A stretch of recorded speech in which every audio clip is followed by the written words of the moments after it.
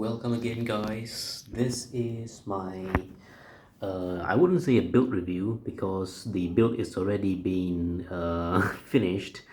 I would say it's more like a final review of my diorama for the carriers USS Gerald CVN-78 and of course HMS Queen Elizabeth, which is RO08. Now this is a diorama in 1/700 scale. The Queen Elizabeth is from Trumpeter, and of course the Gerald Ford is from Magic Factory plastic model manufacturers. Now I've completed this build.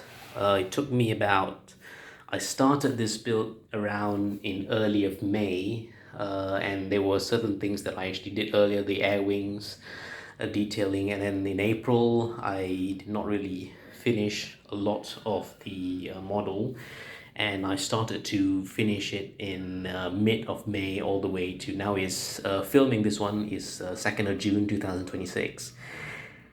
Now I'll be of course sending this model to a model show, and under the categories of diorama and and ship and vessel.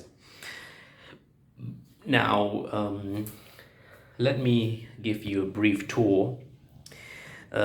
Originally I wanted to do it separately. I wanted to do the Gerald Ford in Operation Epic Fury diorama, and I wanted to build the HMS Queen Elizabeth with another battleship, which is the USS Defiant, the Trump class battleship, which is in planning, is not really built yet.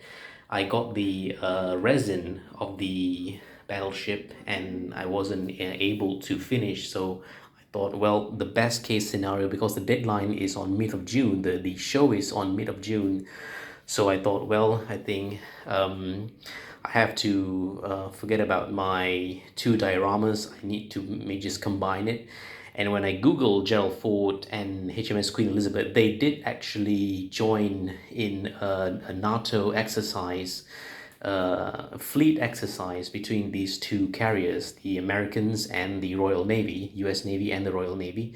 I think even the French Charles de Gaulle aircraft carrier was also involved. I think it was back in 2022 when I made the research. So I thought, well, I'm going to combine these two ships in one single diorama.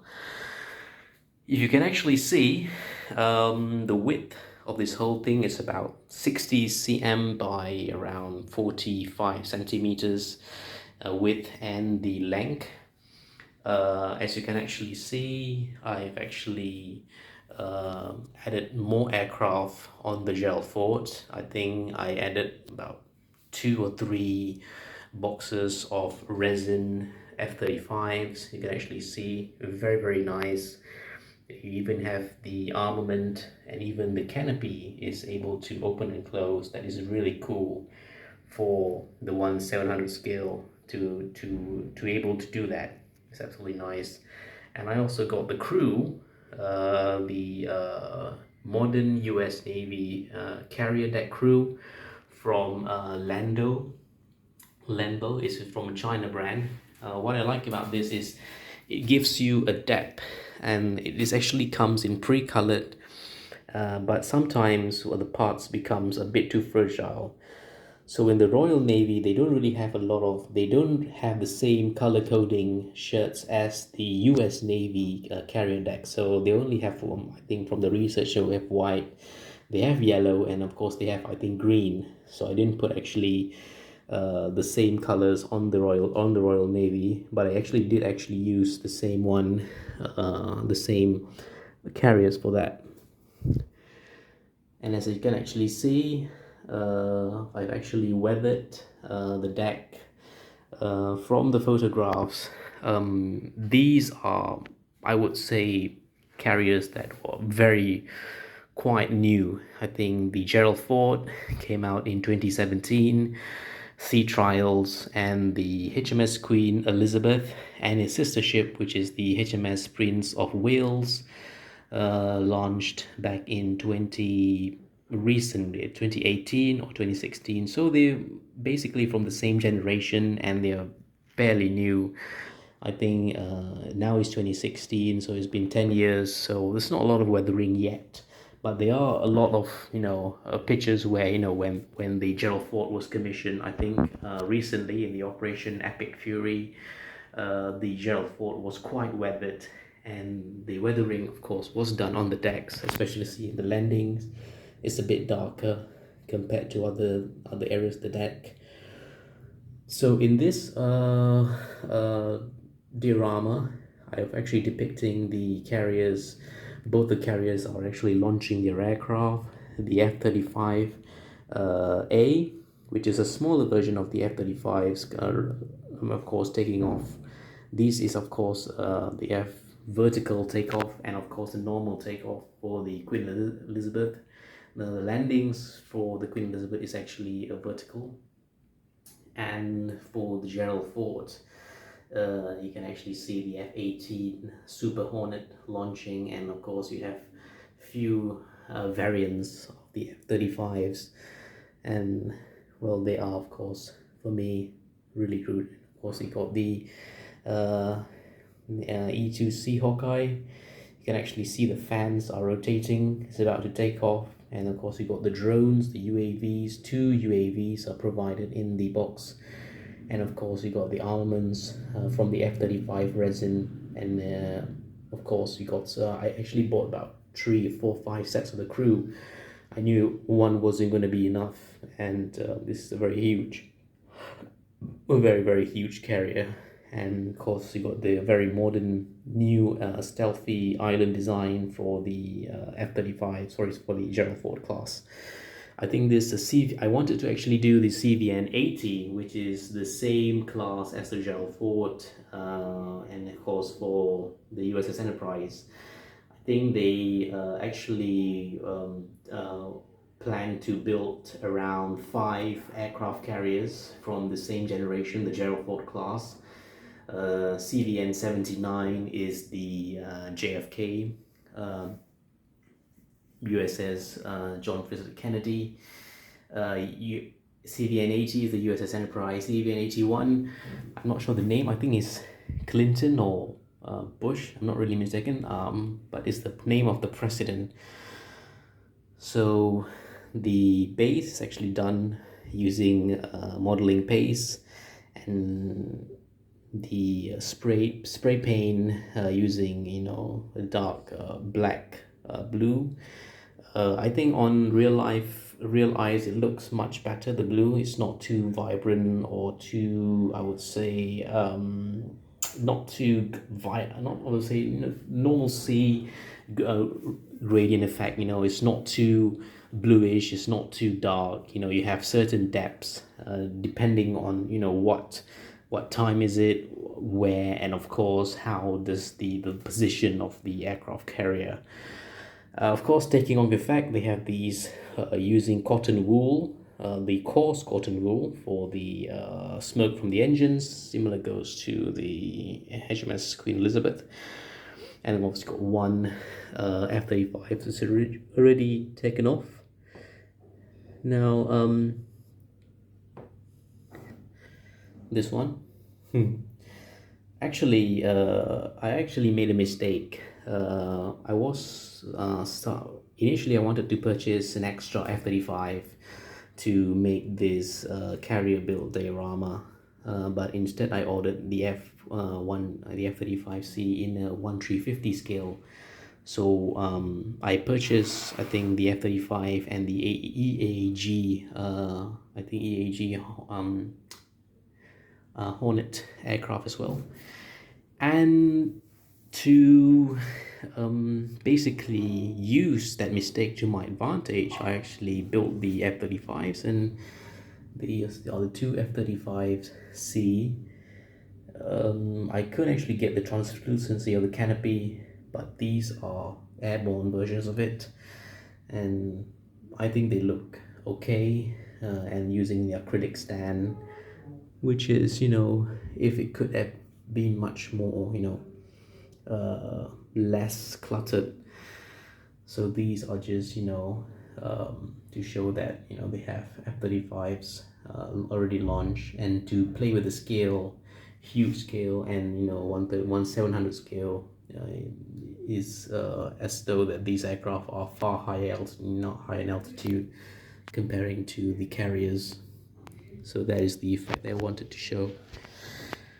I think my biggest disappointment for this build is maybe the waves that I could have done better. I think I've overdone the amount of the white waves. There are certain photographs that they are, if I think the aircraft carrier is, you know, at the high speeds, you know, during operations, that they tend to have a lot of these white foams created from the sea friction of the vessel. But in this case, if I was going to, you know, if I could improve, I would have, you know, made it the wave less subtling, less vigorous. The white patch could have been reduced to make it much more decent.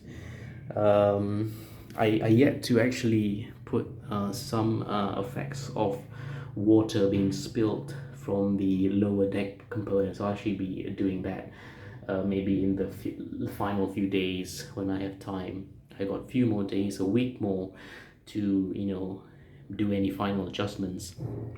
Now, this is not the only thing.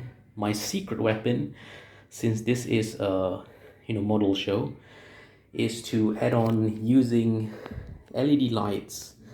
And I've actually inserted some LED lights in the island of the aircraft carriers.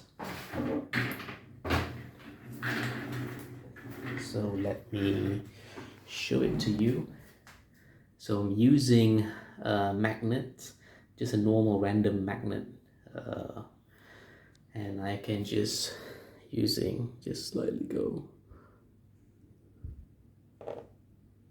right.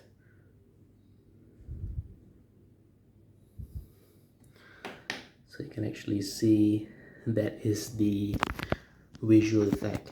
I wouldn't say the locations of the light is as accurate as the real one, but it is serves as an indicator.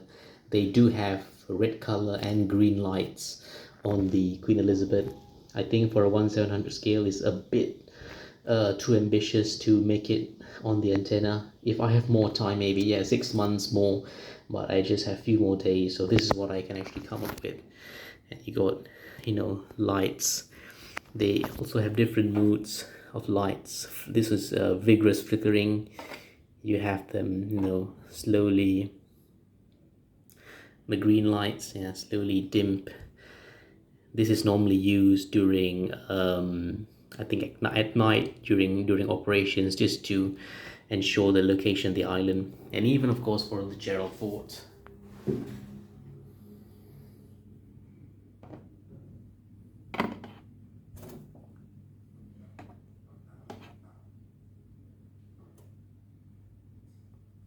You can have it. It's the green light.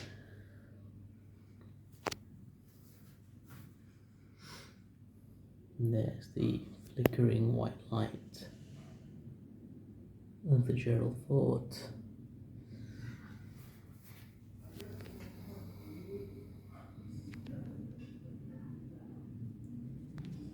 Right. So I'm going to show you what happens at night where it is dark. So I've dimmed the room lighting to only using my one LED light. It's a bit darker. Now, if it's totally dark, it becomes something like this. There you have it. This is what you can actually see only at night. So you got these two carriers, you got the green lights and the red lights during carrier operations. I think, of course, logically, military navies do not really have too much of lights. It's not a cruise. I mean, more lights mean they will be exposed to visible enemies. So, in terms of the lighting, they only have safety lights actually for the carriers. So this is about it. My whole build. 1/700 scale USS Gerald R. and the HMS Queen Elizabeth Operation NATO Joint Strike Fleet Exercise circa 2002. And there you have it. This is the final product of it. I'm not sure if I'm going to add on any more. I will be adding on the waterways, the water drainage from the carrier, and of course maybe a boat. So that's it for my build. Thank you for watching, and goodbye.